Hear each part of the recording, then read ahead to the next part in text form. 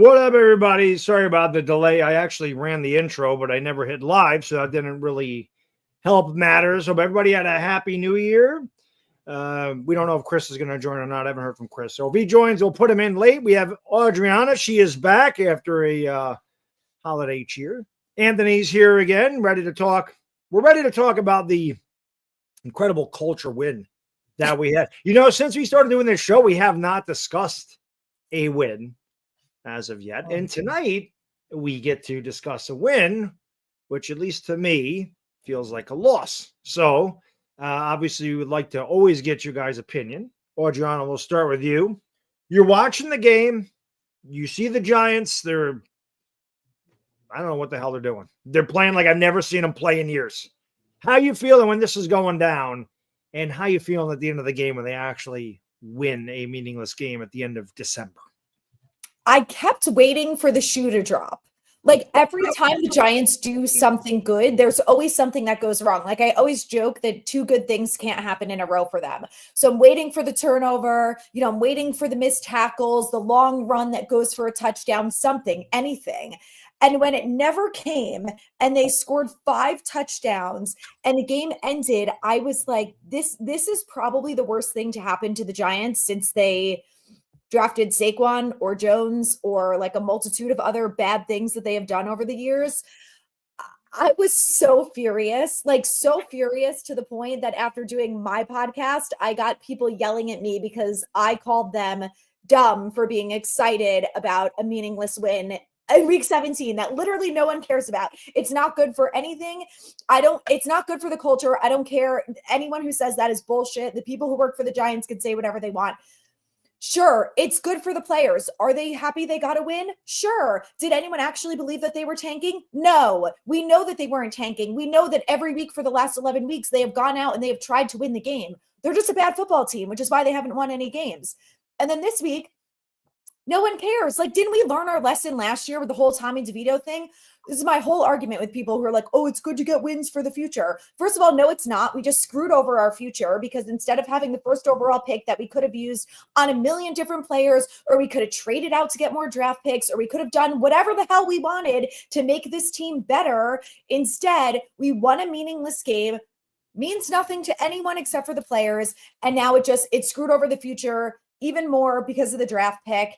And I am just like completely infuriated by it. And I'm mostly just baffled because it's like, we wanted this team to win for weeks. I had been begging them to just get it together and not get blown out every single game. Play competent football like we saw them do for 2 whole weeks when they won games. And now it's too little too late. Don't care. The only thing that matters is the future of this franchise, which is the draft and free agency at this point. And the whole thing just got screwed over. And I don't want to hear anything about how end of the season wins carry into the next year, because we could talk about 2022, how our run into the playoffs did us a whole lot of good when we lost 40-0 at home against the Cowboys the next year. And then you can talk about how beating the Eagles last year went into this year and how we lost 28-6 at Minnesota at home week 1. So I don't want to hear it. It doesn't carry over. Even fucking Brian Dable in his post game said, someone said to him something like, oh, well, you can carry the momentum over next year. And he literally said, we're not going to have the same team as next year. Essentially, it doesn't matter what happens this year. It has nothing to do with next year. And when the coach says that, I don't want to hear it from fans. Yeah, I have a hard time disagreeing with anything you said. Anthony, no Cam Ward. How we feeling about the victory on Sunday? Still holding out hope that somehow we can land Cam Ward, but really agree on all points. It's a frustrating win. It's a win that feels like a loss, but I will try and shine a ray of positivity on this whole thing. It was nice to see that performance from Drew Lock. Like, we haven't seen a Giants quarterback ball out like that in quite some time. Even in 2022, when Daniel Jones had some good games on that playoff run, it wasn't a 5-touchdown 300-plus passing yard game. I'm pretty sure Daniel Jones never threw for 300 yards at home. So it was a hell of a performance from Drew Lock. It means nothing. It doesn't carry over into next year. You're right about that, but it was at least somewhat nice to see that happen. I just wish that it was a hell of a performance that resulted in a very narrow loss. That's what I was hoping for. I was like you. I was hoping that somehow at the end of the game, Indianapolis would come back, but just never happened. And here we are. Future is not looking as bright as it once was. Yeah, I actually sat there and watched in disbelief. I'm sitting there watching this, like, are we actually going to win this game? Now, when Indianapolis scores at the end of the half, all right, here we go. And then, bam, second half kickoff return, which I don't remember last time we had a kickoff return for a touchdown. I'm literally sitting there going, what in the hell is this team? This team had not won a game since early October, and they don't win their third game of the year until after Christmas. So I'm gonna say this, and then I'm gonna go to you, Anthony, and see how you feel about this, because there's some fans that are, Adriana mentioned this, and yes, some fans were, say, oh, how can you be a fan if you're rooting for your team to lose? How are you a real fan? Well, number one, I've probably been a fan longer than those people that say that shit to me have been alive. So I've been a fan since 1984. So I've seen all 4 Super Bowls. I know Giants history pretty good, like the back of my hand. I know it very well. And I realized that nobody is going to remember a meaningless victory on December 28th that made you 3-13 instead of 2-14. Does it matter that you were 1-8 at home and not 0-9? Does anybody care? Like you said, Audrey, like you said, Anthony, this doesn't carry to next year. Our quarterback, who's our quarterback? Locke ain't coming back. DeVito ain't coming back. You're going to use Tim, like, what's the quarterback room? What does our team even look like next year? At least if you had the first pick, like you said, Adriana, you can, if you don't like Cam Ward, you don't like Short Sanders, take Travis Hunter. If you don't want him and somebody offers you a ton of draft capital, then you go and you do what you got to do. If that's the case, because you're still trying to rebuild, and the best way to rebuild, like you mentioned last week, Anthony, you do that through the draft, you get BPA. And I'm sorry, you get BPA in the draft and you fill your needs with free agency. So the more picks you have, the easier it's going to be to get your depth pieces and your best players. That's the way you're going to do it. So what do you say to the fans that tell you, I don't know if that happened to you, Anthony. It happened to me. It obviously happened to Adriana. What do you say to fans that are like, you're not a fan, bro? How can you root for them to lose? Why would you root for them to lose? Why would you root for them to lose?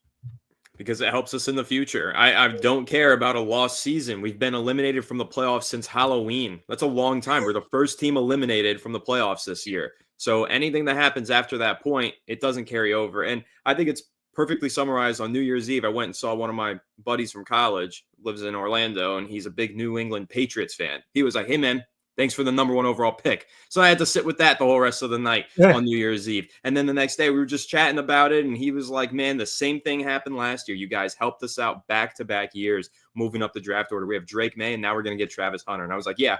And there's Giants fans who are happy about this win. Can you believe that? So it perfectly summarizes it. Look at the Patriots and how perfectly their future is set up. They have Drake May and a franchise quarterback, and they have the number 1 overall pick, which they're probably just going to end up trading back to us for a ton of future draft capital and still get a top-tier player in the top of the first round. So the Patriots, they're set up perfectly for the future. Meanwhile, we're going to have to sacrifice our future in order to get a quarterback, and that is something that I'm not excited for.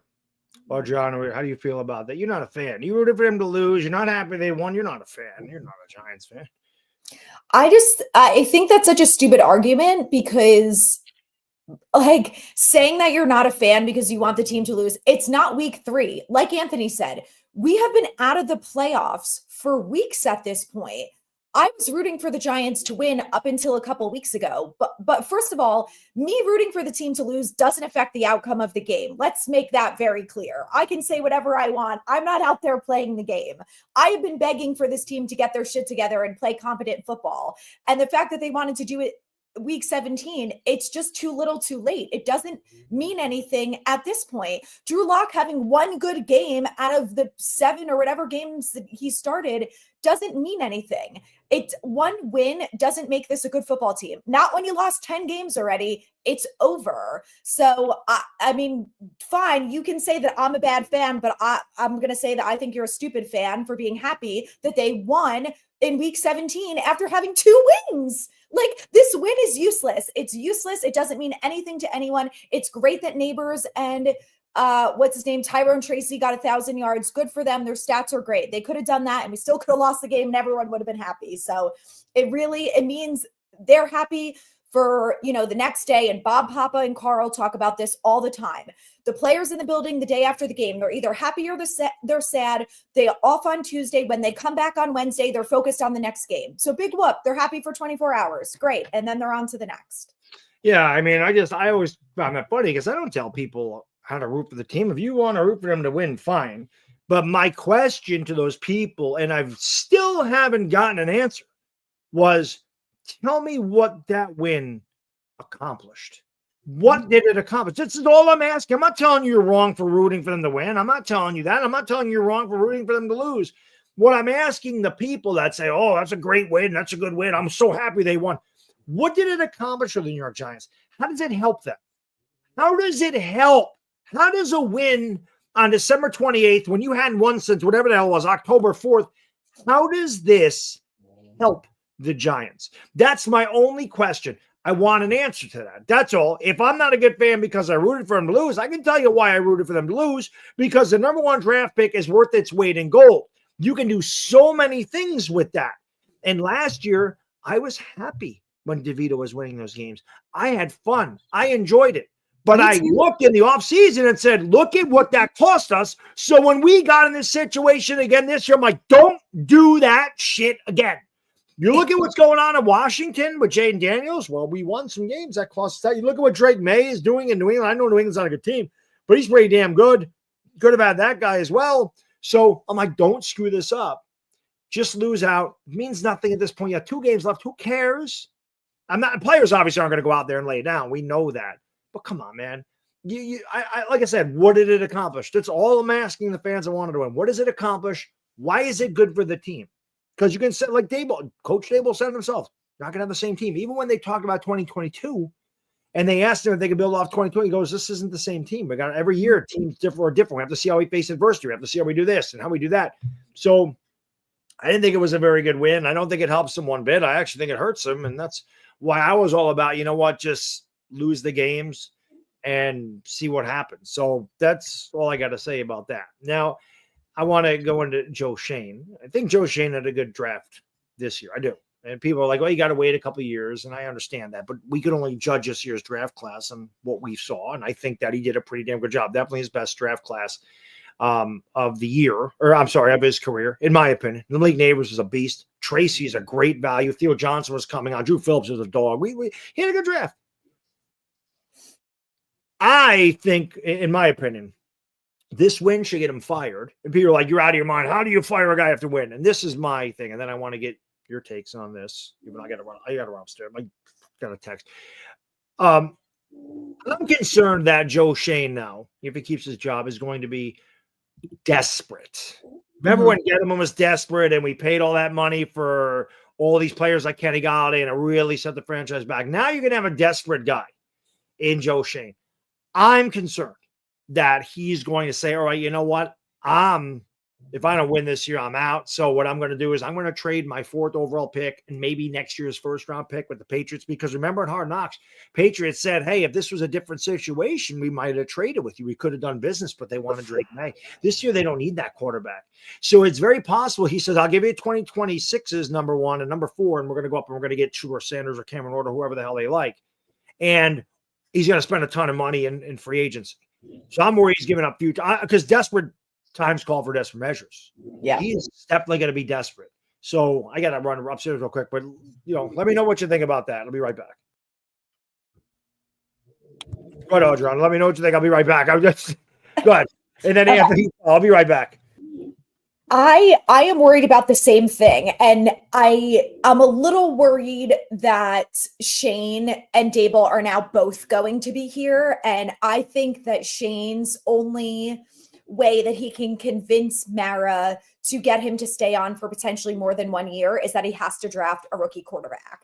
And I also think regardless, you have to draft a quarterback. We have no quarterbacks here. I don't want to hear it about Tommy DeVito. He's not going to be the backup. So they're going to get a veteran free agent quarterback. Joe Schoen has repeatedly talked about that in Hard Knocks. We know that's coming, regardless of what they plan to do in the draft. But that was also my biggest concern with falling from 1 to 4 is that all of our options at 1 are kind of now going out the window at 4. And I 100% agree with Bad Dog that I think Shane is going to be in a position where he feels like he's going to have to reach for a quarterback. And I'm worried about that. But I don't think that Mara's going to do anything about it. I think Mara's going to be like, okay, well, if you promise to get us a rookie quarterback, then, we'll keep you and you've got 2 more years to figure it out. But the problem that comes with that is that if Shane knows he's on some sort of timeline, it's going to be Gettleman all over again, where it's going to be, okay, well, I have to bring in guys now because they only have 2 years to win, regardless of who the coach is. But I've kind of resigned myself at this point. I think they're both going to be back. And at this point, I would rather have that than only Shane. So I'm like, if they keep both, it is what it is. But I think regardless of whether or not Dable is here, Shane is going to be desperate. And I think Mara, I'm a little worried that Mara hasn't learned his lesson, but I think he's just going to say to him, well, you have to get a rookie quarterback. But I just hope that he is not desperate enough to trade everything away if we end up at 8. Like, just trade back and get, a Milroe. I don't really like Carson Beck, but like him, Jackson Dart, something like that. Like, you can't mortgage the future. So I just hope he doesn't. Anthony, what do you think? You think Joe Shane will be really desperate and mortgage a future? Yeah, I mean, even if they didn't win this game, that was my big argument for cleaning house. I thought that this regime, standing on thin ice, was going to behave in a desperate manner, whether that means they were going to spend way too much money in free agency or they were going to trade everything they could to get a quarterback, whatever. And I also think this win, like you asked, what did it achieve? What did it accomplish? Nothing for the fans, nothing really for the franchise, but on a personal level for Brian Dable and Joe Shane, it actually might have saved their jobs because it now makes the Giants' job less attractive. The Giants' job looked very attractive for a potential GM or head coach candidate coming in when they had the number 1 overall pick, because you could do whatever you want with that, as we've repeated many times. But now that they don't have that and they're potentially picking 4, maybe even later, if they win this week, they can fall down to as far as 9. Yeah. The 9th overall pick, you're not very attractive like you were when you had the first overall pick. So, I mean, that win, the only benefit long-term that I could see coming from it would be if Joe Shane and Brian Dable are the right guys and they get retained because of that win, because nobody else wants this job, and they end up turning the franchise around. But I think you guys all know my confidence level in that is about less than 0. So I don't think that's going to work out for them. And when you're looking at Joe Shane and the way that he's operated, obviously I picked him apart last week in the episode that we did, and I discussed free agency and the draft, and I was extremely critical of him. So now you have to imagine going into this offseason, if I think he's going to be back, I don't feel too confident about what's going to take place this offseason, especially because of that desperation effect that we've all mentioned. I mean, GM with his back against the wall forces a quarterback pick, forces this in free agency, forces all that, and has a short-sighted approach. He needs to buy wins in 2025. I would prefer somebody to come in and look at this team and say, hey, this is not a team ready to compete this next season. Especially, I don't know if you guys saw the home schedule this upcoming year looks brutal. So in 2025, I don't think the Giants are going to be competitive. Joe Shane's going to try and talk himself into the fact that they will be competitive. He's going to try and convince himself that. And he's going to try and convince that to John Mara as well. And he's going to make a lot of win now moves in order to save his job. Because if he doesn't win in 2025, he's definitely fired by 2026. But this is not a team positioned to win in 2025. You could argue they're probably not even positioned to win in 26 because they have so many holes on this roster. This is a long-term rebuild that the Giants need to go to. And that's why they need somebody else to go through it. Because Joe Shane, with his job on the line, he's not going to be willing to wait for quarterbacks or wait for players to develop. He's going to make win now moves. And again, this team is not positioned to win now. Which is why I was so frustrated about them winning on Sunday, because like you mentioned, they need to rebuild. So you need the best picks in the draft, and you can trade that number 1 pick if you don't like somebody that much. I saw my guy Lucas in the chat said 9, there's no way 8 teams are worse than us. No, but we lose the tiebreaker with all those teams that would be 4 and 13. Because our strength of schedule is higher than everybody else. And that's how we end up down where we are. Because right now, we're tied with 3 teams that are 3 and 13, but our schedule is the toughest, which means we lose the tiebreaker because you should be technically losing to a harder schedule than an easier schedule. So we would be, I think the only team that has a better schedule than us is the Bears. And they play the Packers this week, and we play the Eagles. So I don't know where the strength of schedule goes. The Bears and Giants' strength of schedule is close. So at best, if we win, we'd be 8th if everybody else lost. So, yeah, that's a big drop. And again, man, that win was not, it was not smart by the Giants. So, I don't know what the hell they're going to do. So it's just screwed up. Now, I have a question because, again, it's just pretty much just what I hear is, I said, I like Cameron Ward. I've liked Cameron Ward all year. I don't think he's good enough for 2 first-round picks. I don't think he's that good. I'm like, nope, I'm not doing that. He's not worth 2 first-round picks. Somebody said to me, they said, well, you're a hypocrite then, Bad Dog, because if you think he's a franchise quarterback, then you go up and get him. It don't matter what it costs. My argument to that is no, because you're still a lousy team. And when you're this bad, you can't mortgage future picks to continue to build your team. You bring in Cameron Ward or Shedeur Sanders. What if they're terrible? Then you have no first-round pick, just like what the hell happened to the Panthers. That's exactly what would happen here. Do you think, Adriana, that he's worth 2 first-round picks? Would you trade next year's first-round pick to get either – I'm just using Cameron Ward because I like Cameron Ward, but either one of those quarterbacks. How would you feel about that? Do you think that if they really love him, he's worth giving up next year's first-round pick? Knowing, like Anthony said, we're probably picking in the top 10 again. Yeah, no, I would not do that. And that's why I was so upset about winning that game, because all of our options that we had went out the window. And I feel like, yes, we need a quarterback, but at this rate, if we end up with the 9th overall pick, just get a Jackson Dart type. Like, just go for someone like that. And then you've still got a first round for next year when this 2026 class is supposedly going to be significantly better. Then if you feel like next year, then that has a better quality quarterback class and that has your guy, then you trade up there. But from everything I've seen and heard about these guys, yes, I think they're good quarterbacks. I don't know if they're franchise quarterbacks. I don't know how the front office feels about them. I would never mortgage the future for them. I just don't think it's a good idea. What do you think? I know you're a Cameron Ward guy. What do you think? Yeah, I'm a Cam Ward guy, and I think that I have to be consistent in my takes, and my takes have been if you've got conviction on a quarterback or even somewhat of conviction on a quarterback, you have to take the quarterback. So if the Giants are sitting there, pick 4, and one of those guys are on the board, they have to take one of them, even if they're not 100% convinced. Falls, absolutely. Yeah, but I'm going to say I think if you have conviction on the quarterback, you also do trade up for him. There were debates last year that we would get into with people in the comment section on Fireside Giants saying that you can't trade up for Drake May and you can't trade up for Jaden Daniels. You can't mortgage your future. We went through mock trades where we were sending future firsts and future seconds and everything to move up to 1 for Caleb Williams. And you still had Giants fans who said we're idiots and that's like a terrible idea. You can't mortgage the future.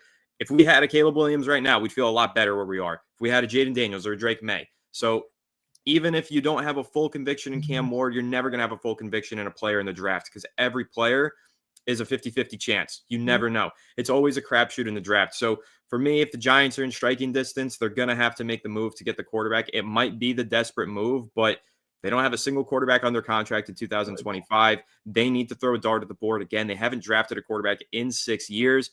The fact that they're finally positioned to do one, even if they are a little bit far off from doing it, I say you have to take the chance and trade up and go ahead and get your guy just because who else? I don't see the other alternative here. Now you said throw a dart at the board. Was that a pun for Jackson? Just kidding. Throw a dart at the board. It wasn't, but it could work as one. Yeah. I don't feel too strongly about Jackson Dart. It's really Cam Ward as a guy I have conviction in, but I'll actually circle this back to because I also want to talk about this guy, JJ McCarthy. Last year, that was a big debate. Should the Giants take him at 6? Should they not? They ended up passing on him. Obviously, he goes to Minnesota at 10. I made the argument they should trade up to 4 and make sure that nobody else takes JJ McCarthy from them. I got a lot of flack for that, but you know what?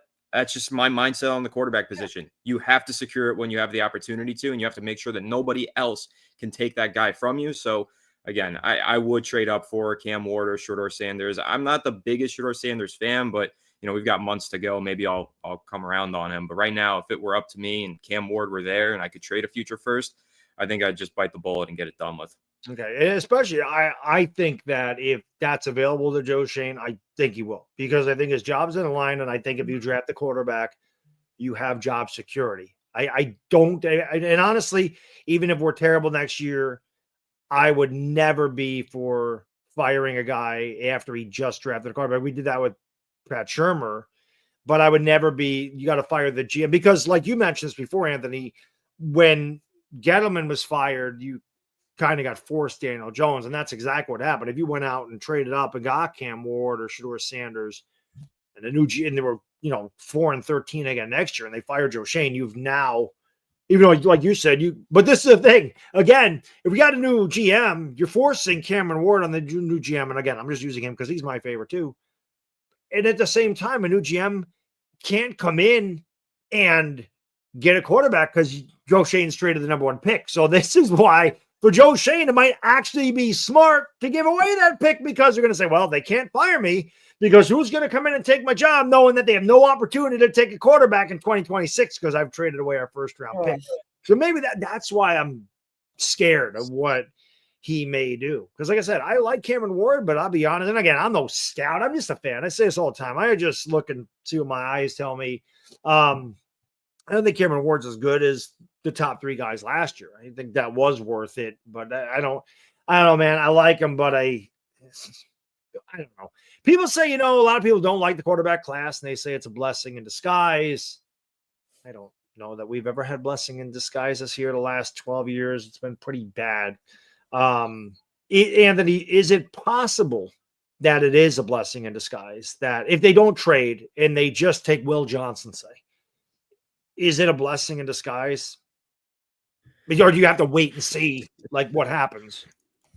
It's really tough to say because you can make the argument that the Giants not getting the quarterback this past year and taking Malik Neighbors, blessing in disguise. I mean, they have a wide receiver who has potential to be a top 5 player at his position in the NFL. So you could argue it's a blessing in disguise, but I think we would all argue that we would rather have the long-term security at the quarterback position. Even though we love Malik Neighbors and he's tremendous and he's breaking records, he's probably going to set the record for most receptions in a single season in Giants history this upcoming Sunday. That's fantastic. Still probably would rather have long-term security at the quarterback position with a Drake May or someone else. So it's tough to say that it would be a blessing in disguise. My mindset of throwing darts at the board on quarterback, I really can't say that. I think that you have to just keep taking chances at that position and turning it over until you strike gold. So I can't really look at any consolation prize and feel too happy about it, knowing that if you don't have a stable presence under center, you really don't have much of a future in the NFL. And that's been proven time and time again across the league with pretty much every single franchise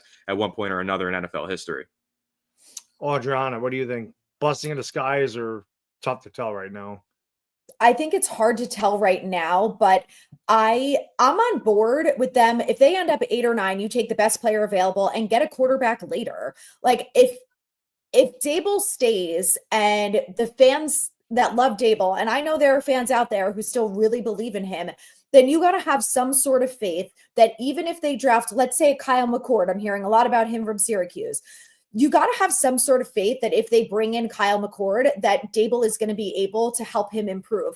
And the reality is they're going to get a bridge quarterback, and the bridge quarterback is going to play this year. Even if they draft Shedeur Sanders, I guarantee Shedeur Sanders is not starting week 1. We still have question marks on the offensive line. We still have question marks on the defense. They are not throwing a rookie quarterback out there until this team plays cohesive football and doesn't look like a piece of shit. So until that happens, which maybe 2030. Yeah, I was going to say week 8, but if it doesn't, I think they're going to give the rookie quarterback time to grow and learn anyway. So I'm with Anthony in that you draft a quarterback this year. If it's a later round, so be it. You still have one on the roster, someone that Dable can mentor and grow, and maybe he has to play if the starting quarterback gets injured, whatever. And if it doesn't work out, then guess what? You still have your first round pick to get a quarterback in 2026. You can't be afraid. You haven't drafted a quarterback since 2019. You cannot be afraid to draft back-to-back quarterbacks when you have a slew of draft picks. We have 7 or 8 picks right now. Would it be better if they were all the first pick in every round? 100%. But if not, we know we should have a first round pick next year along with, some other picks. So then you got one next year. They can't be afraid to do that. Not when our fucking quarterback room this year was Daniel Jones, Drew Lock, Tim Boyle, and Tommy DeVito. You can't do that ever again. It's pretty lousy. As one of my subscribers told me, he goes, the quarterback room is the bathroom. I said, that's about right. I'm going to ask this question. We'll take some questions from the chat. So last year, J.J. McCarthy was talked about a lot. I didn't want J.J. McCarthy at 6. I said, no way. He's had everything he needs at Michigan. He's never been tested. That team's perfect around him. The Giants are a total freaking disaster. We gave up 85 sacks last year. We got no number 1 receiver. Not worth it. I don't know what he's going to be. I'm scared. Well, this year, a lot of people say McCarthy's probably a better prospect than both the quarterbacks. Sam Darnold takes Minnesota to the NFC Championship game and the Super Bowl. Minnesota, do you call them and offer them? Would you offer pick number 4 for J.J. McCarthy, knowing the offensive line is a little better? We only gave up 48 sacks so far this year, so a little more than half of what we gave up last year, okay? Which is pretty, it's not great, but it's way better than it was. You have Malik Neighbors now, so he has a number 1 receiver. And you certainly could go out there and spend money on another number 1 receiver, 1A, like a T. Higgins or whoever. You could go out there and get him another one. You could also build the O-line, although I think Eric Smith is going back to Kansas City. You could still throw a ton of money at him, and you could build the line more. So although I didn't like McCarthy at 6 last year, to me, I'm not saying the team is good, but it seems like it'd be better for him now because, like you mentioned, John, they're going to go out and sign a bridge quarterback, and the rookie's not going to start week 1. Or the quarter, if we drafted a quarterback or McCarthy even. Anthony, would you trade the 4th overall pick? Would you call Minnesota and say, what does it take to get McCarthy? They say, give us your 4th pick in the draft. Do you do it? So no, I wouldn't. And it's funny because you mentioned that you didn't like J.J. McCarthy last year. And I was like the Giants fan, I feel like, who really liked him probably more than I should have. I was willing to take him at 6. Again, in my mock draft prior to the draft, I traded up to 4. And I made the argument because I really think he has tools and traits. I know that obviously he had a lot of help at Michigan, but I thought that he made a lot of plays on his own. He had a really strong arm. He's really good at reading the field. Played in a pro-style offense. Like, I was a big J.J. McCarthy proponent, and I liked him a lot, and I still am. I think that if he is available for trade this offseason, I'm absolutely exploring it. But the value of a first-round pick is tied to the contract of a first-round pick. So trading your 4th overall selection for a quarterback who's already lost a year of that rookie contract doesn't make a lot of sense. Now, if it's a 2nd-round pick, I'm all over it. Like, I would absolutely do it. I'd probably trade 2 seconds for J.J. McCarthy. That would be my final offer. That'd be great. But I wouldn't include a 1st-round pick because, listen, you get that 4 years plus a 5th-year option on a rookie. That's the deal. Like, that's what you're hoping for whenever you draft someone in the 1st round. That's the argument. If you remember back when the Giants traded up into the back end of the 1st round to draft DeAndre Baker, they wanted the 5th-year option. You want the full 4 years plus the 5th year in order to develop this player. If you're trading for McCarthy after he lost his rookie season due to a knee injury, you're losing an entire year on that contract, and you really only have him under contract for 3 years. That's not worth a 1st-round pick. That's definitely worth a 2nd-round pick, but it's not worth a 1st, unfortunately. And again, this is coming from the J.J. McCarthy fan here, I feel like. So I love McCarthy. I would definitely trade a significant amount for him, but a 1st-round pick would be off the table because of his contract. I wouldn't give it up unless we had a full 5 years to keep him under contract. It's a great point. I didn't even think about it. It's a great point. Audriana, how much are you willing to give up? I don't know how much of a fan you are of J.J. McCarthy, but if Minnesota says, hey, we're shopping this guy around, they call the Giants, you're Joe Shane, how much are you willing to give up to get J.J. McCarthy? If you're willing to give up anything for him. I felt exactly like you did last year. I was like, I'm not picking JJ at 6. If they wanted to pick him later in the 1st round, so be it. But I was not on board with it. I was like, Drake May or Jaden Daniels are bust for the quarterbacks. But I think what the point that Anthony made about the contract is huge. On top of that, he also just had his 2nd knee surgery. So I think if you're going to trade for someone like JJ McCarthy, the goal is that as soon as he's healthy, he would be the starter, assuming, that the team is not a disaster. So maybe it's week 4 versus week 8 if you've got, your bridge quarterback in between. But the reason why I wouldn't do it is because this team has so many holes. And if we have an opportunity to get the best edge rusher or the best corner or, the best defensive tackle coming out, we need all of those things along with other things. And I know there's a 50-50 chance. We took Evan Neal, we took Kayvon Thibodeau. Look how those things worked out. I get it. But I also think that if you have the opportunity to get the best player available or to trade back and get more picks, you have to do one of those 2 things because this team needs a lot of help and it's not going to get fixed overnight. And if we can hit on, this draft similarly to like we did in 2024, this team could be fixed a lot quicker than any of us ever expected. So what do you think it would take to get J.J. McCarthy? Do you think they could do it for a 2nd and a 3rd? Do you think that's possible? Like not this year, but like 2020, this year's second, which would be first, top end of the second round, and like next year's third. Do you think that gets it done? Do you think that's possible, or do you think it takes more? Well, John, I think it would be a second and some change. I'll just jump in. Sorry, but that's fine. I think because you got to look at the Josh Rosen trade, and I know everybody's going to quickly counter and say, well, Josh Rosen played his rookie year and he looked like trash. It's revisionist history because I distinctly remember that offseason after his rookie year, there was still chatter about him being traded for a first-round pick. People still were arguing that should be the deal. He ended up going for a second, even though he was bad. So everybody arguing, everybody already knew what he was. I mean, he was terrible as a rookie, still went for a second. He holds his value, but he was healthy. JJ McCarthy's not healthy. I think the deal will be similar to the Rosen deal. Rosen deal was a second and a fifth. It was a second in 2020 and a fifth in 2021. I think the McCarthy would probably be either 2 picks from the 2025 draft, so a second and like a fifth in that draft, or you'd be talking about maybe 2 twos, I think is the most. And that's a steep price for a quarterback, again, like Adriana just mentioned, had 2 knee surgeries and missed his entire rookie season and doesn't have the 5th-year option, or really only has 4 years on his deal if you include the 5th-year option. So that's where I would go with it, and that's what I think he's going to get traded for if he gets traded, but I really don't think he gets traded because I think the whole story here, the whole lesson for the Giants, they should have had some sort of a J.J. McCarthy backup plan to a Sam Darnold this whole time, and they don't. I think the Vikings are a smart front office, and they're going to realize they have a blessing to have 2 quarterbacks that have potential franchise potential under contract. They're going to want to keep both of those guys, in my opinion. So when you talk about the 2 franchise guys, you're talking about McCarthy and Daniel Jones? Obviously. Adriana, what do you think? What do you think it takes to get JJ McCarthy? I think the same thing. I don't think that a team, especially one like the Giants, is probably going to be giving up a first round for him at this point, knowing that he hasn't played a snap. He's not healthy. We don't know when he's going to be back, all of those types of things. So I would think probably a second and later, but agree with Anthony that it would probably have to be this year, 2025 picks would probably be able to get it done. But I also feel the same way. I really don't think that JJ McCarthy's going anywhere. And I'm surprised that he's the only name when it comes to quarterbacks that comes up out of everyone, because I don't think Sam Darnold is going anywhere. I think if you look at Sam Darnold's history, the best place for him and for the Vikings is for him to stay in Minnesota.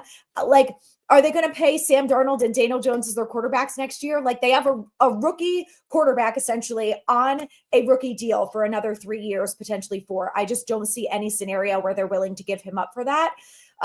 And figure at the very least they could franchise tag Sam Darnold and they could worry about, the future after that. So I think that's probably going to be more likely. And the Vikings did what the Falcons did, and they were all smart about it. When we all laughed at the Falcons, what are you doing picking Michael Penix, number 8 overall?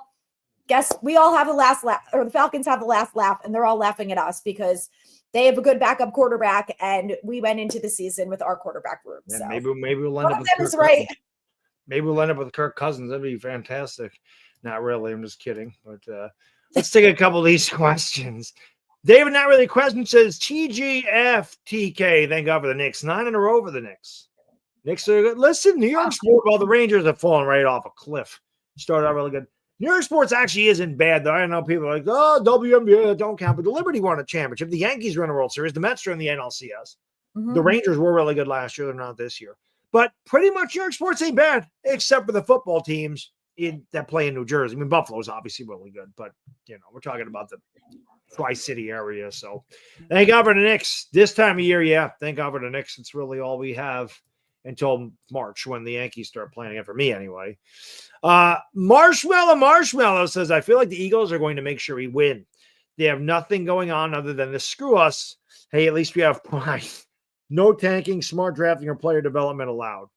What do you think about that comment there, Audrey? I'm going to go with you because this is a yellow super chat and you have a yellow shirt on. So I am also really afraid of that. And I'm mostly just pissed at Adam Schefter because I'm like, you were supposed to be non-biased and you were out here giving the Eagles ideas on how to screw over the Giants. Like, we gave you Saquon Barkley. The only thing that the Eagles should be doing is bowing on their fucking knees and praising us. So the fact that he's out there trying to get them to screw us over. Nick Sirianni already hates us. Like, can we not? I need the Giants to lay down on Sunday, do one thing to make us happy and just be done with it. Like, I don't care. I would honestly be happy if we got blown out at this point. That would be the only way that would make me feel relieved that it's over and we're ending on a good note. I know it's I know it's a rival, but we beat them last year and it meant nothing. And I will not be happy about that 2 years in a row because I learned my lesson. Yeah, well, I don't know about you, but I get praised all the time. I can't tell you how many comments I get on my page. Thanks for Saquon. Thanks for Saquon. They thank me all the time. Thanks for Saquon. I don't know what the hell to say. I guess you're welcome. I don't know. Anthony, what do you think? The Eagles going to screw us again? I mean, their backups should be able to beat us, shouldn't they? They should be. They should be. But, we talk about how that win from week 17 isn't going to carry into 2025, but it might carry into week 18. That it might do. The momentum, Drew Lock might be feeling it. He might go out there, gunslinger mentality. And again, we've got Malik Neighbors chasing records in history books. There's a really good chance to me that this offense has another good performance. Probably not like the one they had last week, but another good performance is totally possible against backups. Realistically, though, the Giants are playing with a lot of backup level players out there, so it's just more of an even match than anything. But yeah, I think there's a really strong chance that we win this game. I think it would be really detrimental if we did. But again, that momentum carrying over from last week, I think Drew Lock and Malik Neighbors are excited to go back on the field. And I know Neighbors really wants to win this game. He talked about wanting to win one in front of the fans. He's definitely going to be excited if he's got an opportunity to win a divisional game as well. So it's going to be important for him. And if there's one player on this team who I think can will us to victory, it is Malik Neighbors, and he's motivated and he needs to hit these incentives. So it's probably going to lead to a big performance from him and quite possibly a Giants win. Yeah, I mean, Malik Neighbors definitely had a huge freaking game, and yeah, he's got incentive, and he's a rookie, and he said he hates losing and all this other stuff. But Brian Dable also mentioned it's nice when you have someone to throw the ball. He kind of took a dig at, I don't know if it was the front office, I don't know what it was, when he talked about when you get competent quarterback play, you can win football games. Anthony, who do you think? By the way, if you guys have questions, just ask them in the chat, and we'll get to them real quick. Was he just talking, or was he like taking a shot as to say, like, John, we haven't drafted a freaking quarterback in 5 years? Yeah, I think he was. And obviously he's involved with Joe Shane. He's involved with, all of the picks and stuff like that. But I think he really wanted Jaden Daniels or Drake May. And I think maybe he didn't feel, I don't think we'll ever know how much they really liked or disliked JJ McCarthy. Obviously, there were all these reports that came out that the Giants love him and they had these amazing meetings and whatever. But I got the feeling that Dable wanted Neighbors over JJ. And I think that was the big thing there. But I don't know if he wanted a different quarterback later, or he just felt like if we didn't get these two, it's over. But I 100% felt like that was a dig at either Shane or Mara or someone. Like, this is the quarterback room we ended up with. I can only do so much with the talent of these guys. And this is the best that I can do. Yeah. Anthony, do you think he was just talking, or was he taking a dig at pretty much, I know we won the game, but get me my freaking quarterback. Give me a damn quarterback that can play at an NFL level. I think if there's one thing that we learned from Hard Knocks, it's that everything the Giants say at those press conferences is calculated. So I don't think he was just talking. I think that he was saying something that was on his mind. And I think he was either throwing subtle shade at Mara, at Shane, or maybe even a little bit of Daniel Jones. I mean, I always bring this up. He did throw a tablet at Daniel Jones. I don't believe that he liked the guy. I really think that Brian Dable viewed Daniel Jones in some way to be a thorn in his side. I know that there were other times where they looked like they loved each other and they had some great success in 2022. But man, all throughout last year, when those two were on the sidelines together, it didn't look pretty. And I think that relationship just soured. And so I think Dable had some frustration, and he was happy to get some good quarterback play and open up the offense. Because that's one of the things that I noticed last week. The offense felt a lot more open. It felt like there were more downfield passing concepts. Like Dable was like, okay, I can actually call some real plays today and trust Drew Lock to hit these throws. And he did. And so I think that was kind of a couple things that Dable was saying was, I haven't been allowed to do that in the past because of bad quarterback play. You guys need to get me bad quarterback play. But also I feel like he was trying to say, hey, if you keep me around for another year, this could be what you get more of if you actually do give me a quarterback. So I think in some ways he was trying to plead publicly, Give me an opportunity with a real quarterback so that I can develop them and make us a winning franchise. I can tell, go ahead, Adrian. Sorry. Yeah. Well, I was just going to say, and part of me, like after that game and after all of that, and I saw some article being like, as of right now, Mara feels like he's going to keep the 2. Like, I think all of those things are reasons why Mara is going to justify, in his end of season presser as to why he's keeping them. But whatever his justification is, still be it. If it is what it is, I'll get over it. And at this point, if we end up with the 9th pick, I would rather have them both back and then just give us 2 years. And if Dable can't, fix whatever quarterback they bring in, then so be it. Yeah, I was just going to say our shows are going to be very interesting this offseason. Going to be very interesting this offseason. There's going to be a lot of things going on because we really have no clue, especially if we're picking 4th. We have no idea what that quarterback's going to be. If you are picking 3rd, and the Patriots are first, you're getting Sanders or Ward. The Patriots aren't taking, unless somebody traded up with the Patriots in front of us, which that's what's going to happen because I have no faith in this team to do anything. So I can already see that the Titans pull out a victory. We lose. We're 3rd. And we're sitting there and we're waiting and Cameron Ward's we're going to sit there. And we're thinking, Cameron Ward's coming to us. And then the Titans jump us to go to number 1 and take the damn quarterback. And then we're the Raiders. Travis Hunter, if that was the case. Maybe that's not so bad. But at least if we're in the top 3, we're going to have a really good pick at that point. Because I think those 3 guys are the best in the draft. We'll see what happens. I don't know. Whatever I feel, I'm just so downtrodden as a fan right now. I feel like whatever we do is not going to be right. I just have that feeling. It sucks. In 41 years, I've never been this low as a Giants fan. I've seen we saw the back-to-back quarterback sneaks. We saw 3-13 in 2017. We've seen a lot of bad football. I've dealt with it for a lot of years, and I've never been as low as I am. Mike Glennon and Jake Fromm. Can't forget those guys.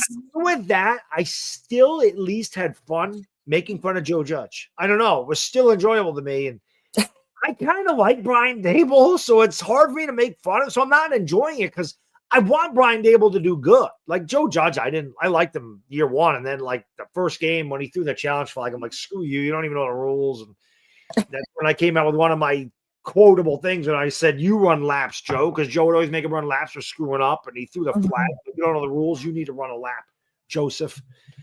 Justin says, "What's up, Anthony Bandog and Adriana? Would you select Jalen Milroe in the 2nd round of the draft, or wait until a later round to select the quarterback since mortgaging the future isn't the best idea?" Anthony, what do you think about Jalen Milroe?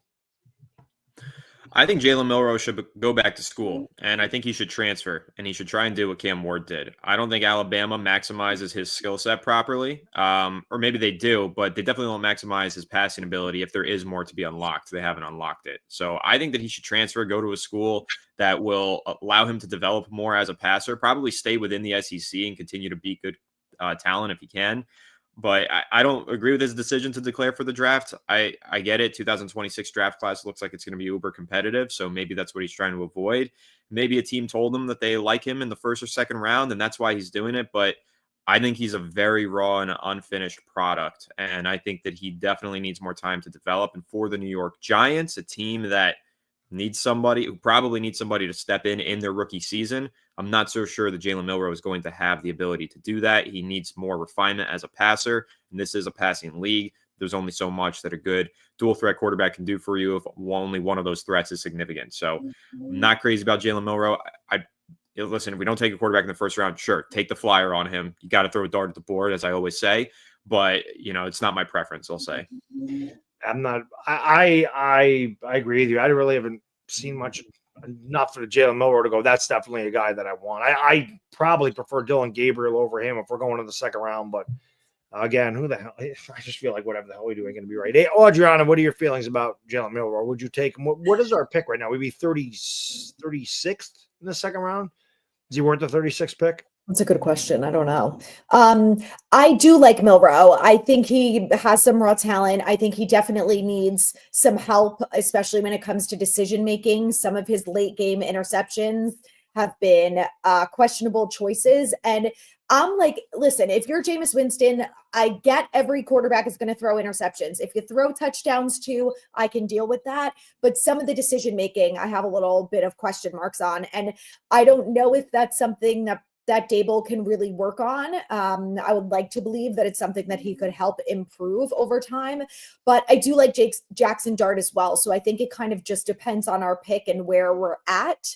I would say if they end up going with a quarterback like Milroe in the second round or third round, whatever it is that he falls to, if they end up picking him, I would be on board with it. Yeah. All right. Well, I mean, if they're picking, it's, like I said, our offseason shows are going to be extremely interesting because there's going to be all types. We don't know where we're picking right now. We could be picking as low as ninth. Maybe we do move up to third. And obviously there's going to be a lot of talk, and then we'll see what we do in free agency. And that's obviously going to play a part in what we do in the draft. So we have a lot to discuss. We don't know that our coach is going to be back. We don't know that our GM is going to be. There's a lot of question marks. And I say it all the time, when your offseason is more interesting than regular season. You had a terrible regular season. And we had a terrible regular season. David says Eagles going to pull a Montreal screw job on the Giants. I don't know if you guys know that. You're probably not old enough to remember the Montreal screw job. I don't know if you watched wrestling back in 1997, or know about it, but I did. I remember that very well. And it's not even a Montreal screw job. The Eagles will screw us right to our face, not behind our back. They don't really care. They will screw us to our face, and they will rub it in, and they'll be happy that they did it. Latin 08, thank you, man. He says, what wide receiver free agency would you prefer, Adrian? I think we all have the same one here, but we'll see. Adrian, who's your pick? If they can afford it, I would go T. Higgins for sure.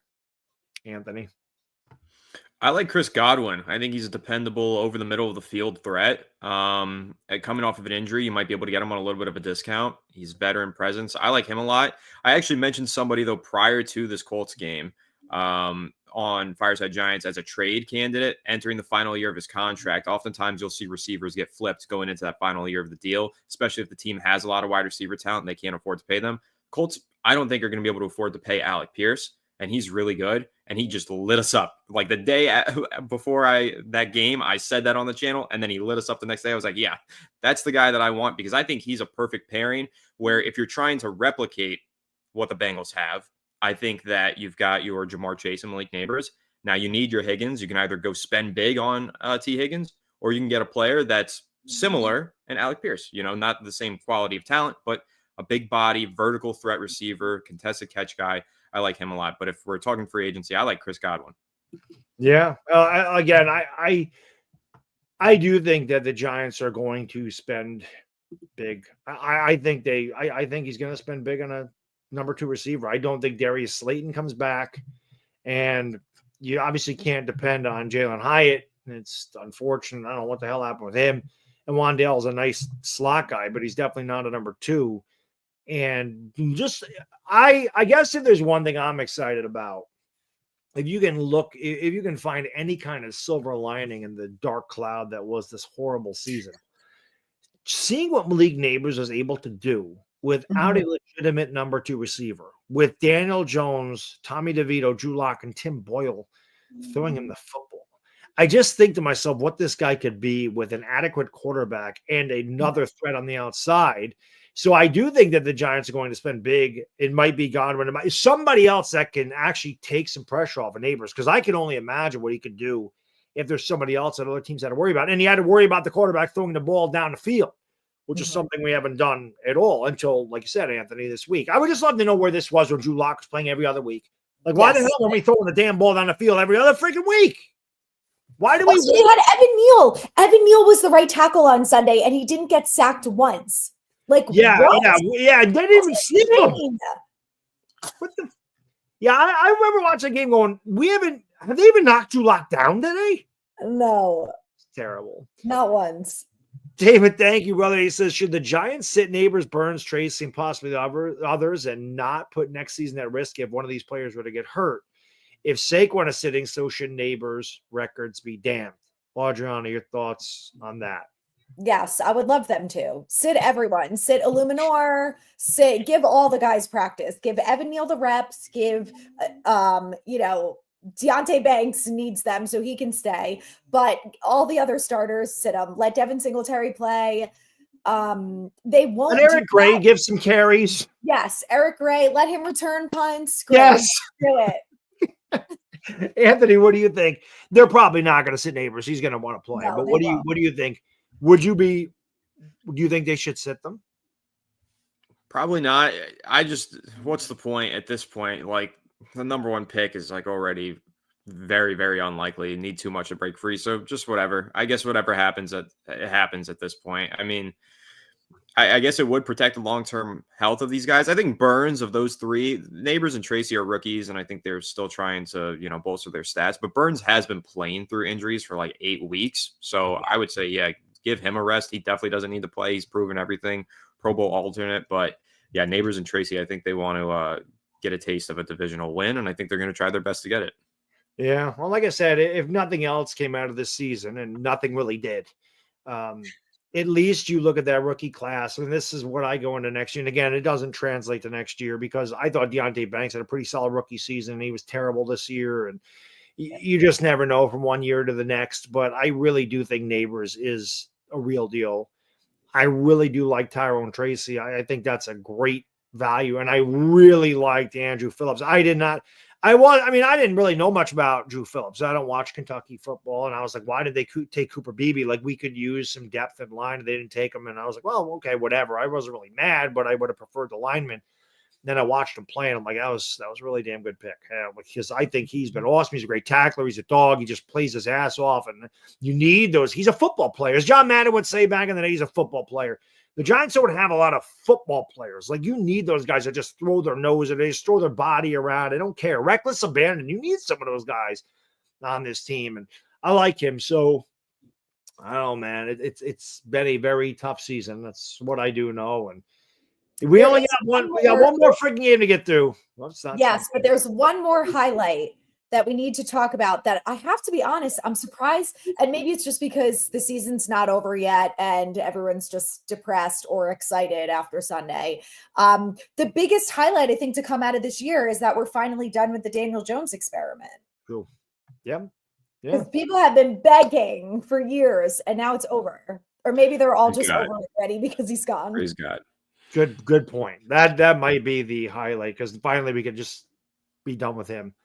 Brenton, thank you, brother. He says, Eagle fans here love the channel. We always appreciate that. That's on my channel. That's one of my favorite things is when rivals say, I'm an Eagle fan, but I love your content. So we appreciate that. Can't wait to watch channel like you guys. Neither can we. Please, we beg him. Neither can we. Tanner McKee, 340, 4 touchdowns, blow us out.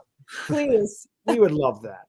And on that note, our hour is up, so we're going to end it here. We'll be back next week to discuss the season finale, and we'll know what we're picking for sure at the end of next week. And thank God it is over. It's been a long, arduous season. Thank God it's coming to an end Sunday. I want to thank you guys again because I don't know what happened to Chris. I have to make sure he's okay. But thank you, Adriana and Anthony, because I say this all the time. I love this show. I think it's a lot of fun. And I hope that we have a really good off season and we have a lot to discuss. And hopefully when we continue to do this in the off season and we get to the beginning of next year, I say it all the time, the winter is very long. It's a long winter up in the Northeast.